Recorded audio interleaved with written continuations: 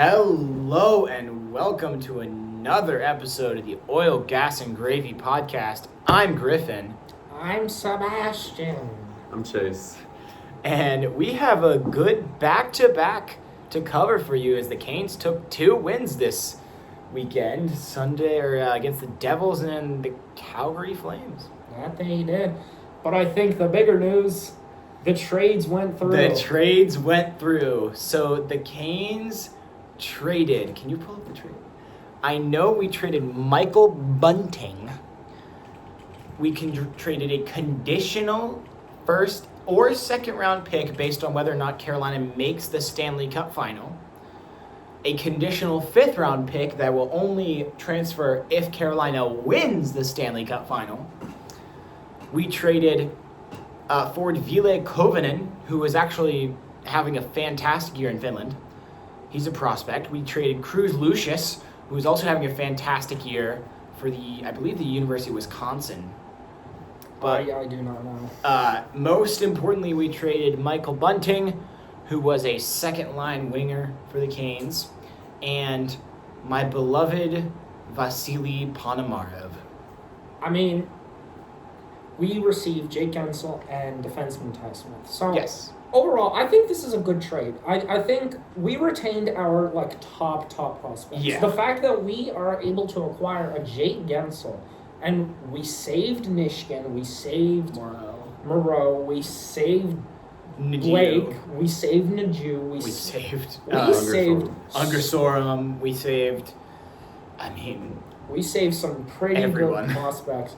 So, I mean, Colin. though you really like Ponomarev of the 3 prospects, I mean, don't get me wrong, Lucius and the other, don't discount them. However, I think if your top prospect that you're giving up for Jake Gensel is Ponomarev, I think you win that trade. You take it. Yeah. You take it. Totally, because, Jake Gensel comes to Carolina. I think it's not crazy to say that he's instantly the best scorer on the roster. I don't think that's a crazy statement to say. I mean, you have Aho. He played a Pure goal scorer. Obviously Aho is the better player. Not obviously, but I think Aho is the better player. Mm-hmm. But when it comes to just pure goal scoring ability, I think Jake Gensel instantly becomes the top player on the Carolina Hurricanes. For sure. I definitely agree with that. And then the one that we've already had impact from, Evgeny Kuznetsov for a 3rd rounder. Yeah, really from Washington. Under the radar trade. I think one thing to consider, they are retaining half of his salary. Indeed. Which is the best part. So Carolina basically it's Evgeny Kuznetsov for half the price and a 3rd rounder. In Deal. Next year's Deal. draft. Next year's draft 3rd rounder. For someone that's looking for a trade or a change of scenery, who we've seen one playoff production and just regular season production from the Caps 2 years ago. I mean, this obviously he's been trending in the wrong direction, but granted, he's on the Caps. Yeah. You really also can't he's been expect out for a significant amount of time this year. Mm-hmm. But it's a really low risk move, and you could get a really good reward from it if Kuznetsov can return to form. Yeah. And we've seen in 2 games that Evgeny Kuznetsov has played very well for Carolina. I definitely think so. Especially today, it's going to be really necessary, as we saw Jack Drury left with a lower body injury, or didn't leave, but was fighting a lower body injury against New Jersey and will be out for a significant period of time, according to Rod Brindamore. Mm-hmm. Now you can just slot Kuznetsov into that second-line center position, which I honestly want him to develop just grow into that position. Mm-hmm. Because, Drury's still a prospect, technically. Drury's young. Drury is very young. And, the impact we've seen from Kuznetsov. He's +1 already in the last 2 games. Yeah. Nothing fantastic, but you can really see his passing ability. His passing ability is amazing. He's had some flaws you can see because obviously he's just easing into it, so you can't expect perfection. However, there's some communication errors. Today There was a pretty blatant offside. Yeah, Marty Necas. Marty Necas pulled the classic Marty Necas deke you into the offensive zone, but don't actually go in. Which, I mean, to be fair, no one would know that he does that unless you play with him for a while. Right. And then Kuzi was a good 10 feet offside because of it. Yeah, and then on the first power play, there were 2 passes. I believe he tried to go back for Burns. I mean, granted, the position. I don't know if he was on the power play unit in Washington, but Brent Burns likes to take that more like blue line position. I don't know how they do it in Washington, but there were a few passes that you saw go a little wide, but I think that's just gonna come with time. Oh yeah. But his passing ability, I've really liked it so far. And one thing I really want to talk about, his mindset. One, his mindset, but 2, his face-off success. Yes. Oh, indeed. We've dropped him into the center position, and he is almost winning 60% of face-offs. Incredible. It's incredible. 16 to 11 are the totals for the season in, well, I guess, these 2 games. But yeah, he's been solid. I really, for a third rounder, I will take Kuzi any day. So now when Jordan Stahl gets waved off with a face-off dot during overtime, we can just have Kuznetsov play it. Or we can put Kuznetsov in there in the first place and not have to get Stahl off the ice immediately. Exactly. Perchance. That might I make... have to admit, the Rod Brindamore immediately sub out Jordan Stahl after the face-off is won in overtime is hilarious. It's hilarious, but 2, I always hate seeing Brent Burns have the puck and just butt rush into the offensive zone while 2 of your players are changing. You are taking on a 1-on-3 where you're trying to value possession. Yeah. And you're in the offensive zone without help. I don't know how it works, but it somehow works. But it's I don't know if it works. The Canes works more than the it Canes should. in overtime have not been exceptional this year. It works more than it should. Oh, another important thing, the Canes, who have been horrendous in shootouts this year, like absolutely terrible. I think they're 1 for 6. It can't be. It's not good. No matter It's what horrendous. They won the first one of the year against LA and have lost every shootout since. Yep. Is that true? Yes, Yes, it is. We watched that first one. Yes. It is true. And the player who won that, and that one shootout win was like 10 rounds. It was Martin on the backhander. It was Martin on the backhander. But now the Canes, Kuznetsov is one of the better shootout players in the league. We all the Caps, so... How do I say this? He's very gimmicky. He does the slow rush where he just... Yeah. While going exactly negative 2 miles an hour. It scores. And then he scores. And it works like a good... 80% of the time. 90% of the time. It's crazy. It's crazy the way he does it. But, I mean, now with these 2 players that we've acquired, what do you think our lines are? I want to see Gensel, Aho, Teravainen. I know it's tough to break up the Svechnikov-Aho pairing. It's really tough to break up that. But I would you rather break up the Aho Teravainen or Aho Svech? I would like to also see. I would like to also see Gensel, Aho, Svechnikov, and see which one works better. Yeah, I think that's a fair. But that would mean the second line.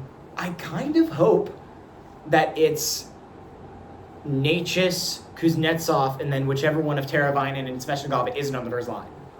That would be a line to look at. Because then you look at your third line. It's obviously Marner, Stahl, Jarvis. But then your fourth line, once the Canes are healthy again, Drury, Nason, Kokaniemi as a winger, which I like Kokaniemi more as a winger than I do as a center. We played him at winger against the Devils. And he played, and he's first look star. what happened. He's first star. As we mention it, let's get into that Devils game. Yeah, let's do it.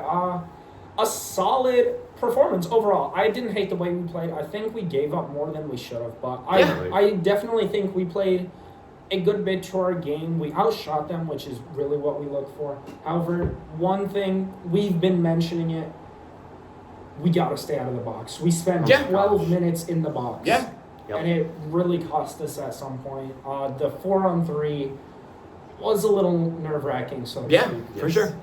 The Canes led 1-0 after the first on a goal from Martinez just on the power play. Beautiful shot from Marty. Mhm. Obviously, Trip Tracy praises his shoot-first mentality there, which, I mean, I very much agree. Then the Devils tied it up in the second on a Nico Herscher goal. And then very quickly into the third period, just 2 minutes and 50 seconds into the third period, Jesperi Kokaniemi decided to take probably the most ill-advised shot I've ever seen. From basically the goal line, but all the way in the corner. And he puts it behind Nico Dawes.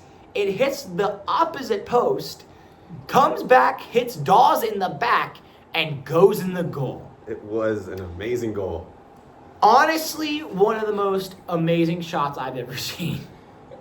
It was, you really couldn't shoot that better if you tried that shot 1,000 times. I don't think you could make that I don't think you could. I don't think you could make it if you tried it 1,000 times. It was insane by Kokaniemi, which I think warrants him that first star. And you could see his impact. Having him in the center position, definitely. I just like him better as a winger. Yeah. I agree. If we look at the box score here. Meanwhile, Carolina ended up scoring an empty netter. It was Andrei Fesnikov in the waning minutes of the third period, followed by the Devils actually scored a goal with about 11 seconds to go in the game. It was really just our defense. They had amazing pressure. Our defense wasn't great. Kochetkov had to make like 6 incredible saves in a row, and he only made 5, and the 6th one trickled into the goal. Yeah. But another empty net goal came as Teuvo Teravainen launched one from the blue line, and Carolina took the win 4-2. Pyotr Kochetkov was great, 920 save percentage. Can't ask for much more. Pyotr has been phenomenal. And the Canes sweep the New Jersey Devils on the season series. It's always good to sweep an in-division opponent, especially the Devils. Well said there. I'm sorry, Sampieri. Maybe next year. But one thing I want to talk about, similar to the Habs game, Brady Shea, Brett Pesce, +3 again. Brady Shea and Brett Pesce. I mean, there's obviously a little bit of luck in the plus-minus stat, but if you put up a +3 in 2 straight games, you're obviously doing something right. And I honestly think this has more been Brady Shea than it has been Brett Pesce. Pesce's been all right, but I think Brady Shea has just been outstanding over the past week and a half. Absolutely. He's found a way to generate offense as a defender. Yeah. It all started in Columbus on that one-hander off the kill, which was really, I don't know how that went in, but it went in. And it was something. It was a goal of all time. That's true. And since then, we've seen him get involved in the offense, which is something that Rod really stresses. Get your defense involved in the scoring category. Speaking of defenders, I want to highlight one play by one Jacob Slavin. Oh, yes. The New Jersey Devils had a 3-on-1. Not really any other Canes player was close, but Jacob Slavin was in front of the 3. The Devils did not get a shot on goal because Slavin just shut it down completely. I don't know how. It's not even that they shot and he blocked it. They straight up did not shoot. They didn't get a chance to shoot. He is he's definitely our best defensive. I think it's not crazy to say he is a top 3-5 defensive defender in the league. Yes, 100%. Yeah, it's crazy the way he is, and he's been that way for a couple of years now. Where it's just, that if Slavin's on the ice and it's a 2-on-1, they're probably not going to score. Yeah, and going on to the next game. Today, the Canes have broken the 6-goal curse, and for the first time this year, they eclipsed that 6-goal mark, beating the Calgary Flames 7-2. Freddie Anderson was quite good. He allowed 2 goals, but he had some fantastic saves. And one of the goals was just him forgetting how to pass the puck. It happens. It happens to all of our goalies. This was the right game for it to happen in. It was a 6-1 game.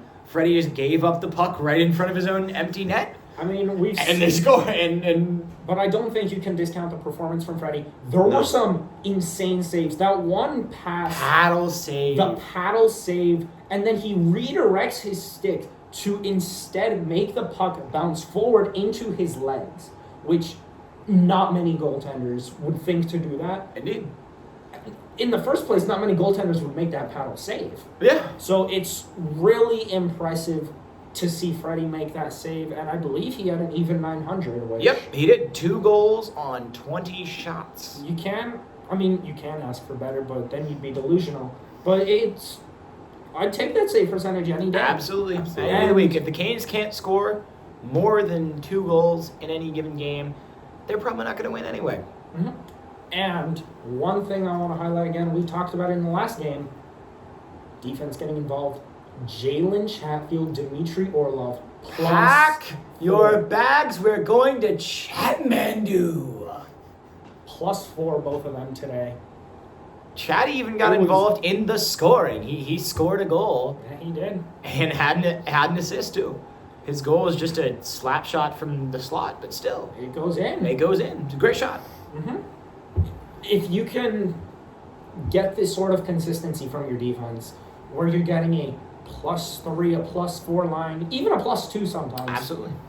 In a game from any defensive pairing, you're really looking at a good scoring outcome because it's crazy how good our defense has been in the past few games. Indeed. And obviously, when you outshoot your opponent 40-20, you probably should win. You probably should win, and I think that showed today. Yeah. I mean, backup goalie Vladar, I believe. Dan Vladar, indeed. Yeah, Vladar.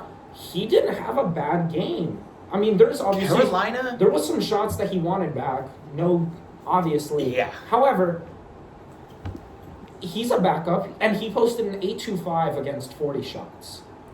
And with a defense that played as poorly as Calgary's defense did today, I don't think you can blame Vladar. You really can't.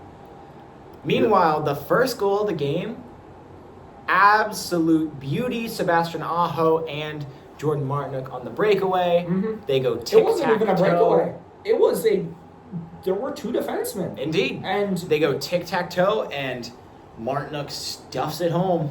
And one thing I really liked about that play, Sebastian Aho faking the shot to bait his defender. And that allowed it to materialize into a 2-on-1, which gave Aho a very clear passing lane to Martinook, allowing him to score that goal. Aho finished the day with 3 points, a goal, and 2 assists. +2. As did Andrei Svechnikov, same line, 1 goal, 2 assists. Mm-hmm. You know, one of the things about today that Tripp brought up right before the third period was that we now have 4 players that have over 20 goals. Yep, indeed. Aho, Teravainen, Jarvis, and Nashus. And you're looking for Svech to get there at some point. He was out, obviously, for quite a bit. He's up to 18 now. Yeah, he's at 18. And, Gensel should get there. That put us at 6 players with over 20 goals. That's great to see. Great depth. It's great to see, Absolutely. the goal scoring being spread out. Mm-hmm. And especially across lines. We already talked about it earlier, but Kuznetsov today on the face-off dot, 61%, 11 out of 18. He's really made an impact so far. Yeah. Taking solid 18 draws, winning 11 of them. That's something you really like to see. Absolutely. However, we've got a tough stretch ahead of us. This next week is going to be probably the hardest week, not hardest, but most crucial week of our season. We play the Rangers Tuesday. We play the Panthers Thursday. We go to Toronto on Saturday.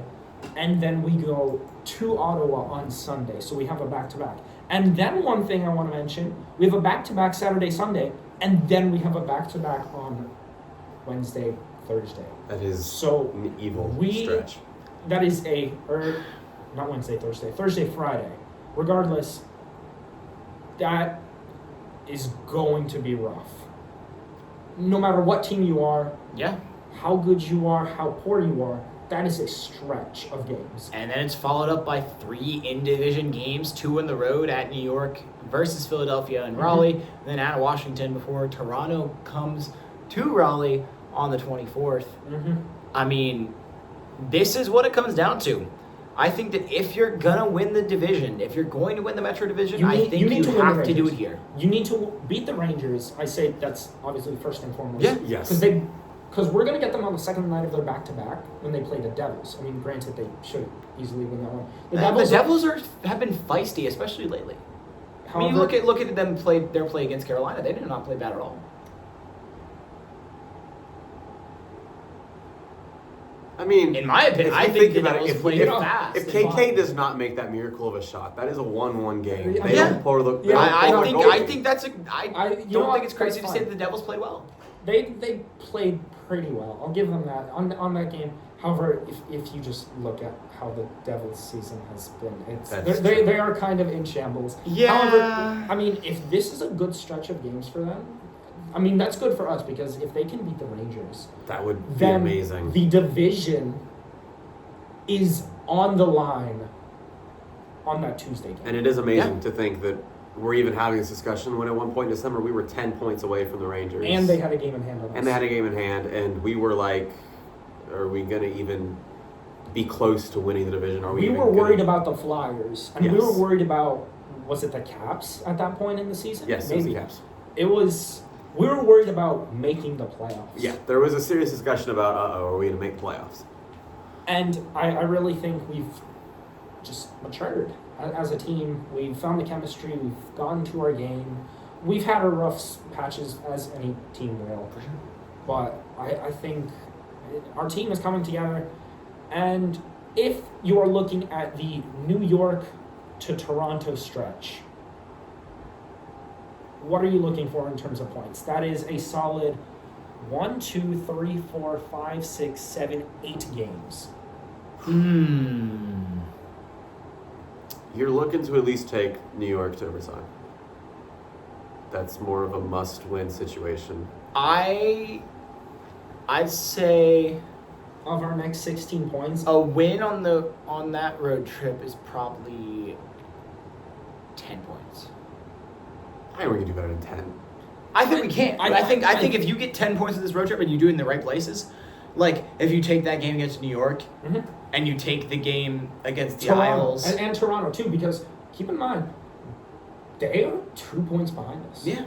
They are not too far. They are true contenders, and they've really solidified themselves. Matthews having a season, so to speak. Yeah. And we have to play him twice within our next 8 games. And then we're going to round the season series off with Philadelphia. Yeah. Hopefully we can take that one there. It sounds like the Canes will probably be without Gensel versus the Rangers. But it does look like he could very well be back for that Thursday game against the Florida Panthers. And would that be something? In Raleighwood on a Thursday night. That's going to be an interesting game.